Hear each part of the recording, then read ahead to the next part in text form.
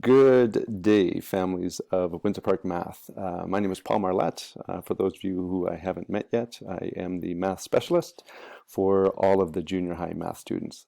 I wanted to spend just a couple of minutes talking about some of the philosophy that I have behind math. It's become clear that there is some confusion, and I just wanted to clarify a few things because the math at Windsor Park does look different than it does in traditional school. And I just wanted to explain some of the reasons behind that. So I wanted to film this quick video. Normally we would have had a parent meeting by now, but with COVID, it makes things a little challenging. So the first thing is that because our program is condensed, so we only see our students twice a week, as you know, the strategies that I employ to ensure that students have all of the key building blocks by the time they graduate grade 9, some of the learning I do is a little bit more accelerated. And I don't mean accelerated in terms of advanced concepts. It's accelerated in terms of how I can enable students to put together those rules and pieces so they can do it independently.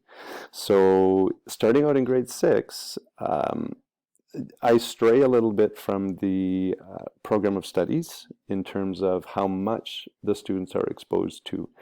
Because over the last 12 years, what I've learned is that if I don't start in grade 6, students won't have the skills to be able to independently solve the problems they need to in grade 10.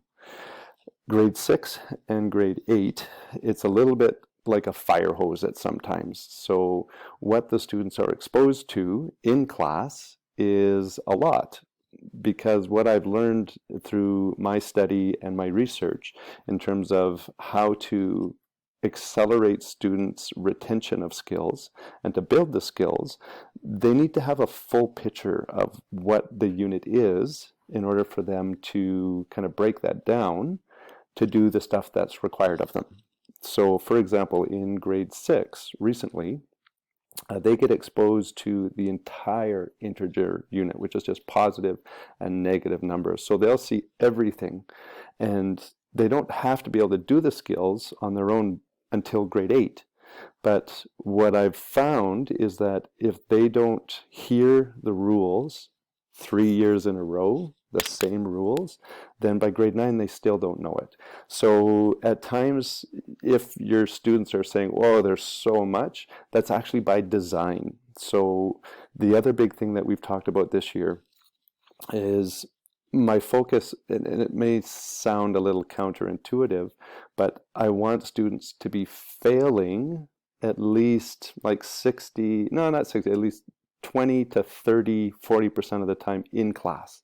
Because what the research now shows is that if students get the wrong answer, it's activating so much of their brain, and it's only by making mistakes and being okay with mistakes that they can start to build the tools and the skills to do things independently. So we talk a lot about, are you failing enough? And that's celebrated.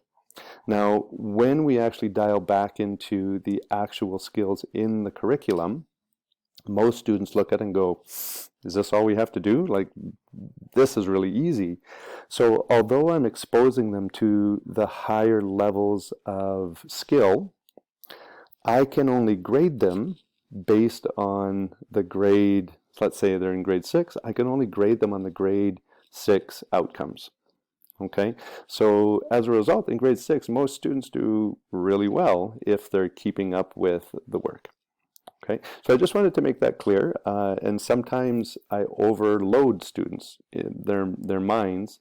I give them a whole bunch of stuff to think about, and then the next day we kind of bring it all together and focus on little pieces.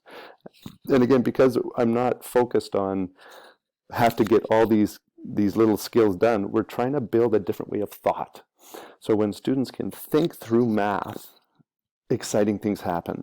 And when a student puts up their hand and says, you know what, I totally can't do that, I still don't understand, that's when the actual learning can begin. So I just wanted to make that clear.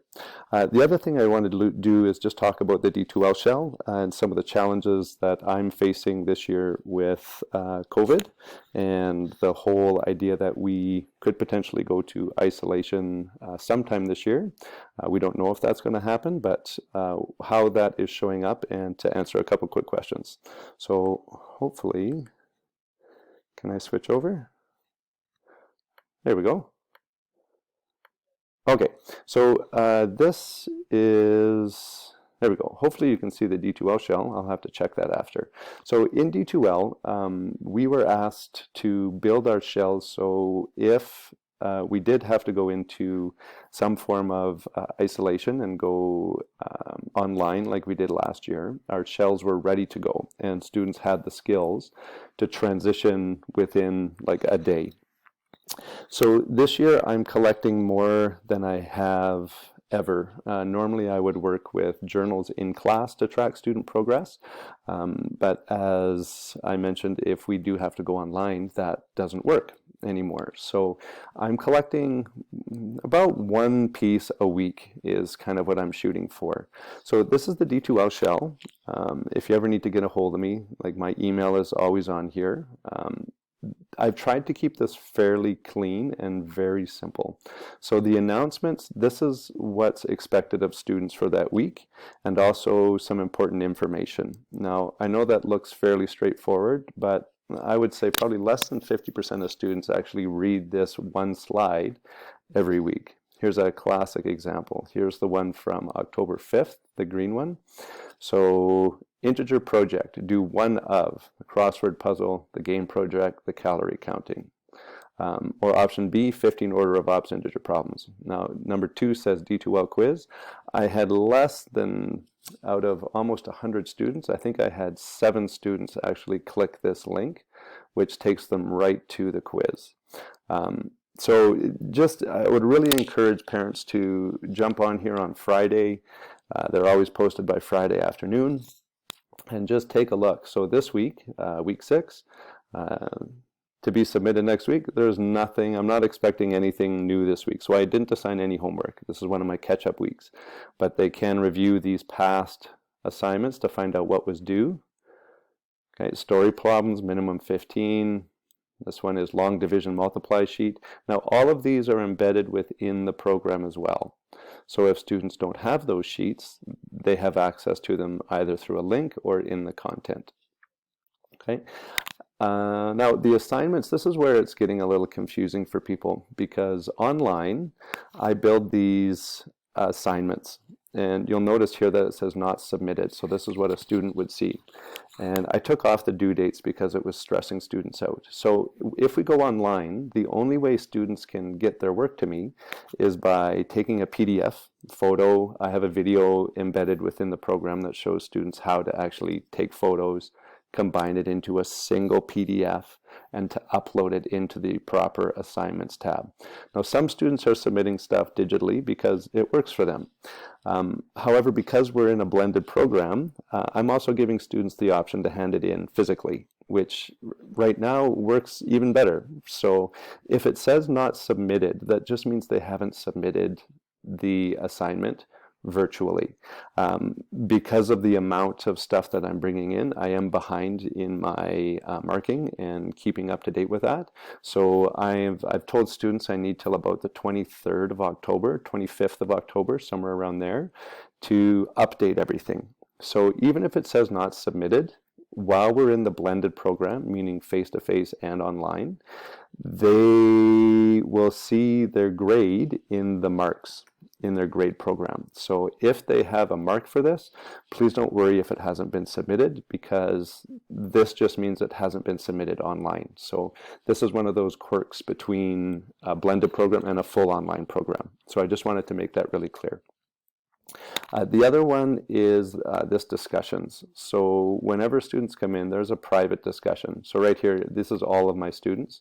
But when they are logging in, they will only see their name, and that is a private discussion between me and the student. So if you have questions or they have questions, that is the best place to put it because it's within D2L. We don't need the need for email in and out. Okay. The last thing I want to talk about is in the content section. There is a lot of extra work in here that I am not requiring them to do. So this is here, there's videos embedded within here. Like if I go to the order of operations, anything with a letter is going to be a video. So that's either me or a video that I found that I use. There's also optional practice. So if students are struggling, you'll see in their grades starting after the 25th, it might say 2 or needs review. So if it needs review, they can go in here, do some of the extra optional practice, bring it into me, and anytime throughout the year, if I see their skills improve or drop, it's going to be reflected in their marks. So the grades are not like a traditional school. It's not like, oh, they got 80% on their quiz, their unit test. It's they have this skill independently throughout the year. So the goal is by the end of the year for students to have at least a good understanding of all of the units. Not just, oh, they did it good in January, it's now May, they don't know it anymore. So that it's actually going to reflect. So we are constantly reviewing and redoing skills throughout the year. Okay. The other big one is that in the introduction, in table of contents, so you can go in here with your students, or your children, I should say, and the outlines are here. So this is the math outline, this is the units. The outline, when you open it up, this is also, it has things about my philosophy, how to be successful, critical areas. There's also key teaching points. So I would really recommend going over this with your children because I've spent a lot of years in this program, and there is a big difference between students who are successful and those who just kind of make it through. So it does take time to do the work at home and to review. Class expectations are here. One of the big things this year is that if students could have at least one dry erase whiteboard, we can't share any supplies in class, so that just means I can do some work with them on the board. Other than that, that's it. If you have questions or comments or concerns, or if I missed something, please let me know. You can send me an email. And Mr. Alex and I are looking at hosting a Friday kind of chat with Mr. Alex and I. Miss Amanda and I will probably do the same thing. So if you have questions, you can drop in there as well. And so far, we're actually ahead of where I normally am. Students are taking risks. They're really getting involved, and they're starting to gel as a group. And yeah, it's been a fun start. So I look forward to talking to you and keeping in touch. Thank you so much. Bye now.